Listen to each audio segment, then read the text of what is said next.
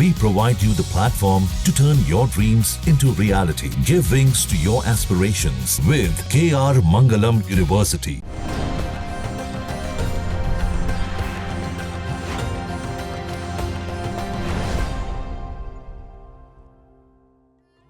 नमस्कार, आप देख रहे हैं हमारा विशेष कार्यक्रम लक गुरु। मैं हूं आपके साथ रंजना सिंह राठौर और मेरे साथ स्टूडियो में देश के दिग्गज ज्योतिषाचार्य लक गुरु डॉक्टर अरविंद त्रिपाठी जी मौजूद हैं। जी नमस्कार।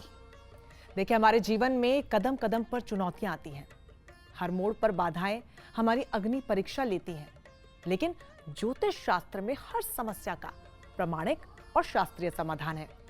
आपके जीवन के किसी भी मोड़ पर कोई भी अड़चन हो, चाहे नौकरी हो या शादी, रोजगार हो या फिर रिश्ते, आपके हर प्रश्न का, आपके हर सवाल का उत्तर लक गुरु के पास है।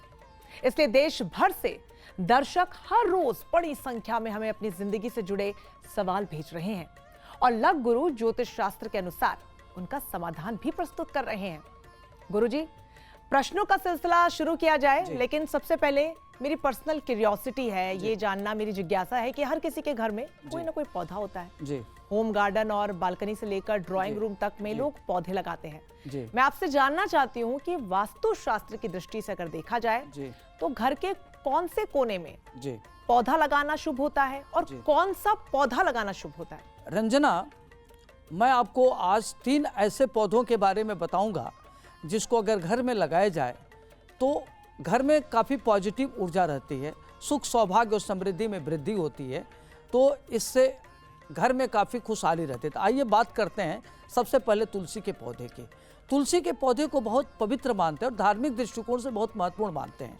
यह भगवान के भोग लगाने में काम आता है और तुलसी दल से क्या होता है कि घर में अगर लगाते हैं तो घर में सुख समृद्धि आता है, वातावरण पवित्र रहता है और सकारात्मक ऊर्जा होती है। कहते हैं कि तुलसी की पत्तियां जहां भी होती है दवाओं के काम आती है, ऑक्सीजन स्तर को बढ़ाने में काम आता है। अब आइए हम बात करते हैं जो दूसरा पौधा है बम्बू प्लांट।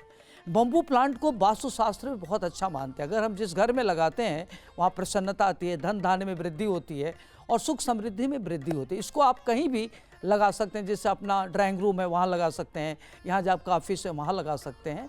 इससे क्या होता है कि आपके घर में सुख आता है, खुशियों का माहौल रहता है और पॉजिटिव ऊर्जा रहती है। और ध्यान रखना चाहिए कि 2-2.5 फीट से ज़्यादा नहीं होना चाहिए। अब आइए हम बात करते हैं तीसरा पौधा होता है मनी प्लांट। मनी प्लांट लगाने से क्या होता है कि सुख सौभाग्य का प्रतीक माना जाता है। यह देवी लक्ष्मी और शुक्र ग्रह से संबंधित माना गया है।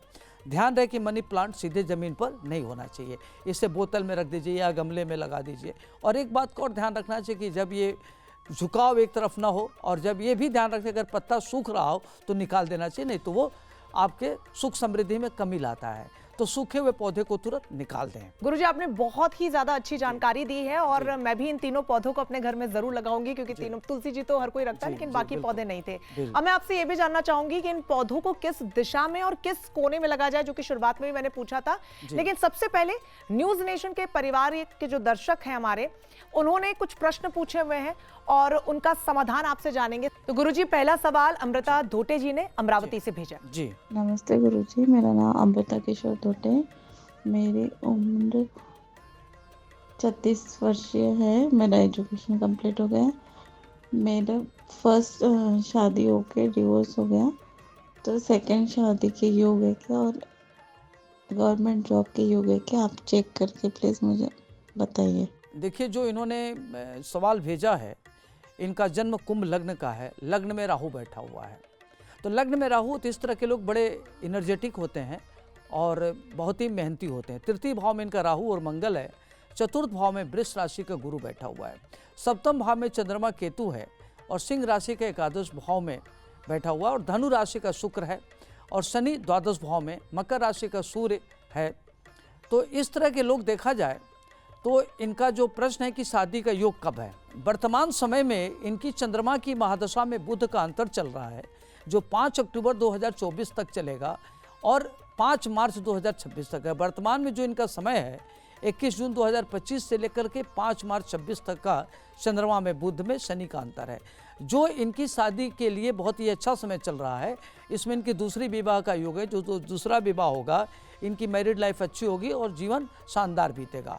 और अभी इनकी नौकरी के लिए भी बहुत अच्छा समय चल रहा है, कभी भी नौकरी के लिए कॉल आ सकती है। बिल्कुल गुरुजी, और अगला सवाल हमारे पास हमारे जो दर्शक हैं रवि कुमार पोद्दार जी, उन्होंने भेजा है भागलपुर बिहार से। जी नमस्कार गुरु जी। नाम रवि कुमार पोद्दार, जन्म तिथि 7 अक्टूबर 1986, समय सुबह 8 बजे, स्थान भागलपुर। मेरा सवाल ये है, विवाह कब होगा? बहुत बाधाएं आ रही है, इसके क्या उपाय है? रवि जी, आपका जन्म तुला लग्न में हुआ है। आपके लग्न में तुला राशि का शुक्र है और बुध है। द्वितीय भाव में वृश्चिक राशि का चंद्रमा और शनि है। चतुर्थ भाव में आपका मकर राशि का मंगल है जो उच्च का है। पंचम भाव में कुंभ राशि का गुरु है। छठे भाव में मीन राशि का राहु और 12वें भाव में कन्या राशि का सूर्य बैठा हुआ है केतु के साथ। तो जो वर्तमान दशा चल रही है आपकी, केतु की महादशा में राहु का अंतर चल रहा है जो 24 फरवरी 26 तक चलेगा, जो नौकरी की प्रगति के लिए बहुत ही अच्छा चल रहा है। आपको कभी भी नौकरी में बुलावा आ सकता है। शादी के लिए भी समय आपका बहुत बढ़िया चल रहा है। तो नवंबर 2025 से नवंबर 2026 के मध्य विवाह होने का प्रबल योग है। पारिवारिक जीवन आपका अच्छा रहेगा और खुशहाल रहेगा। हेल्थ वेल्थ आपका बढ़िया रहेगा। आप क्या करें कि भगवान भोलेनाथ की आराधना करिए, ओम नमः शिवाय का जप करिए और जल के साथ बेलपत्र जरूर अर्पित करिए। आपका जीवन शानदार हो जाएगा। बिल्कुल गुरुजी, और उम्मीद है कि रवि पोद्दार जी ने बहुत ध्यान से इन उपायों को सुना होगा और अपने जीवन में भी अपनाएंगे। आगे बढ़ेंगे, अगले हमारे दर्शक हैं जितेंद्र दी, जिन्होंने अपना सवाल भेजा है नांदा मध्य प्रदेश से। जी, मेरा नाम जितेंद्र सोनार। मेरा जन्म 17 नवंबर 1967 को सुबह 6:45 पे हुआ। जन्म स्थान है नागदा जंक्शन, जिला उज्जैन। मेरा व्यापार नहीं चल रहा है। मेरा व्यापार कब तक चलेगा, कैसे चलेगा? अगर व्यापार बदलूं तो कौन सा व्यापार करूं?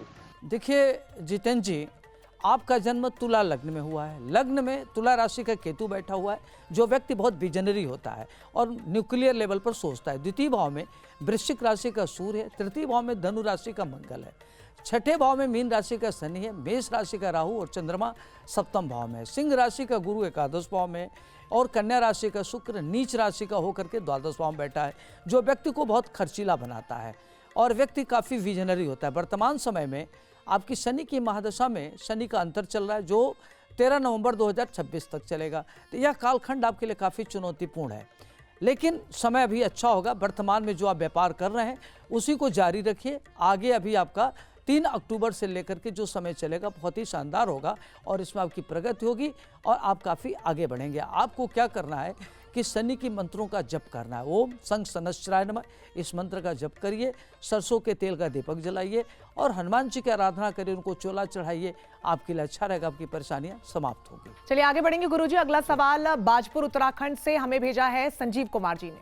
मेरा नाम संजीव कुमार है और मेरी जन्म तिथि 9 मई 1999, शाम 4 बजे, स्थान बाजपुर उत्तराखंड।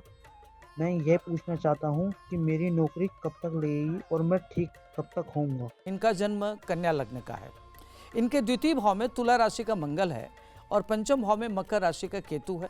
कुंभ राशि का चंद्रमा इनका छठे भाव में बैठा है, जो शनि की 7.5 चल रही है।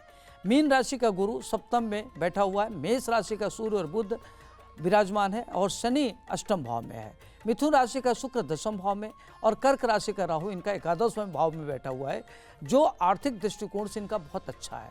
वर्तमान समय में जो इनका समय चल रहा है 1 फरवरी 2025 से लेकर के 18 मार्च 2026 तक गुरु की महादशा में बुध का अंतर है। यह कालखंड इनके लिए काफ़ी अच्छा है, हेल्थ के दृष्टिकोण से उत्तम है और इनके स्वास्थ्य को लेकर के थोड़ा ध्यान रखना है। करियर को लेकर के काफ़ी अच्छा है और पढ़ाई लिखाई करियर इनका बहुत बढ़िया रहेगा। एकाग्रता के लिए इनको ध्यान रखना है और नौकरी के लिए कभी भी इनको बुलावा आ सकता है और नौकरी में इनकी प्रमोशन है। हेल्थ वेल्थ इनका बहुत अच्छा रहेगा। इनको ध्यान रखना है कि अपनी करियर ओरिएंटेड, टास्क ओरिएंटेड होकर कार्य करने की जरूरत है। समय का सदुपयोग करें और आपको क्या करना है कि भगवान शिव की आराधना करना है। ओम नमः शिवाय मंत्र का जप करिए और भगवान भोलेनाथ को जलाभिषेक जरूर करिए हर सोमवार के दिन। उम्मीद है गुरुजी संजीव जी ने बहुत ध्यान से सुना होगा और उनके सवाल का जवाब उन्हें मिला होगा। साथ ही जो उपाय आप लगातार बता रहे हैं हमारे दर्शकों को, वो भी अपने जीवन में उसे उतारेंगे और अपनी समस्या से समाधान पाएंगे। चलिए गुरुजी, वक्त चला आगे बढ़ने का, आगे बढ़ेंगे और हमारे अगले दर्शक सुनील कुमार जी हैं, उन्होंने अपना सवाल लिखा है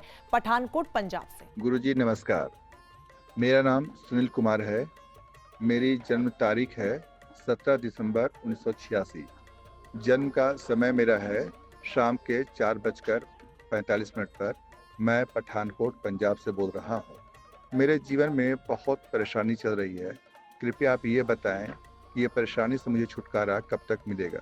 देखिए सुनील जी, आपका जन्म वृष लग्न में हुआ है और आपका पंचम भाव में कन्या राशि का केतु है, जो आदमी को हाईली क्वालिफाइड बनाता है। तुला राशि का शुक्र छठे भाव में, वृश्चिक राशि का सूर्य बुध शनि अष्टम में, मकर राशि का चंद्रमा नवें में और कुंभ राशि का मंगल और गुरु आपका 10वें भाव में बैठा हुआ है और मीन राशि का राहु आपका एकादश भाव में बैठा, जो आर्थिक रूप से आपको समृद्ध बनाएगा। वर्तमान में आपकी गुरु की महादशा में बुध का अंतर चल रहा है।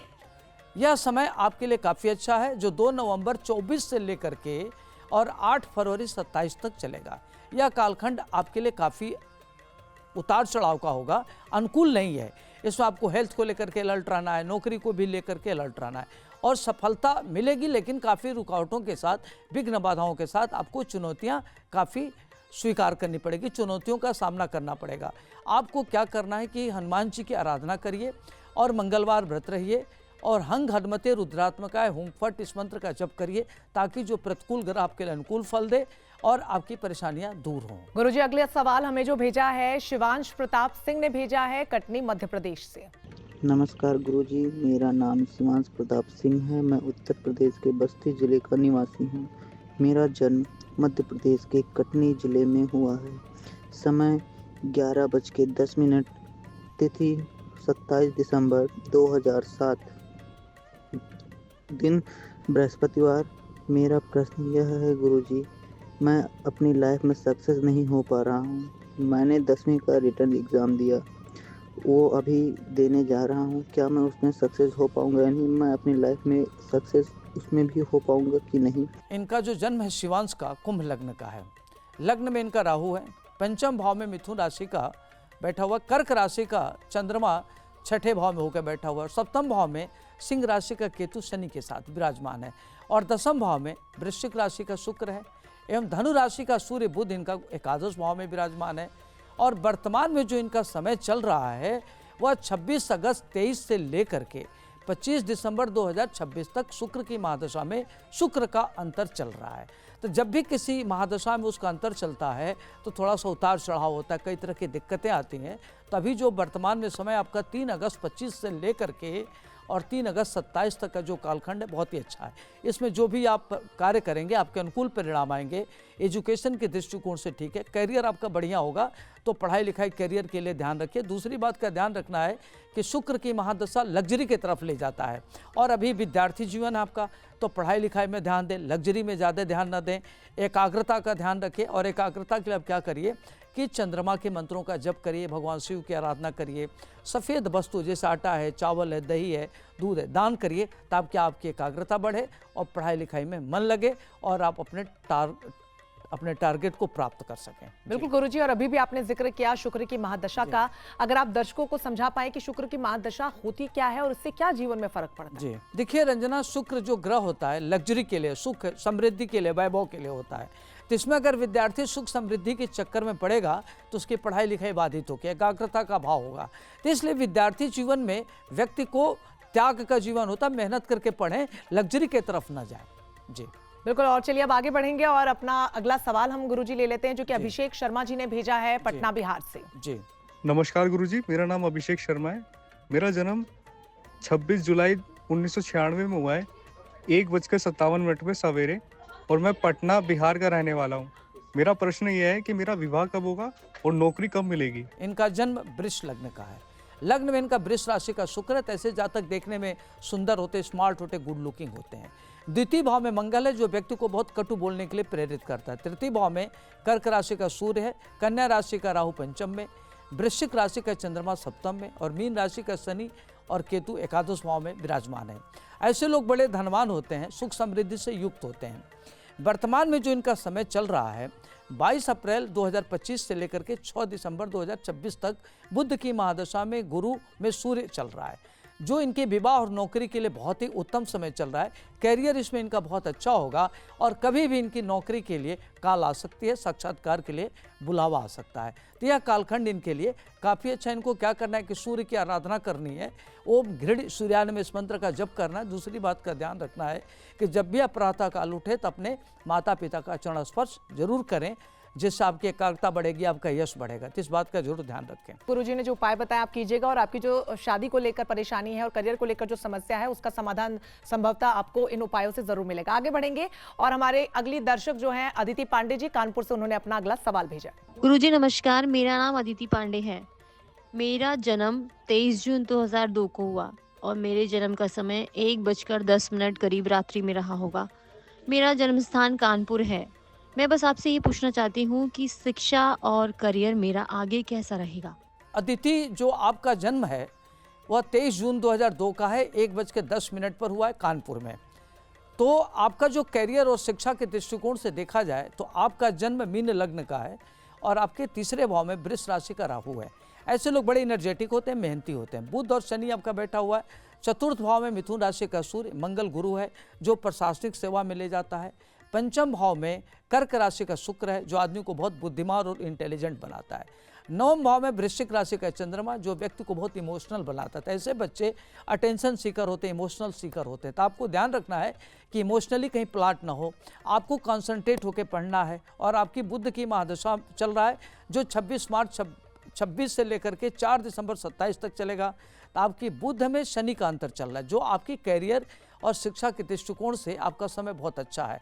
आपको ध्यान रखना है कि एकाग्र होकर अपनी पढ़ाई करनी है और अपने को काफ़ी फोकस होना है एजुकेशन पर।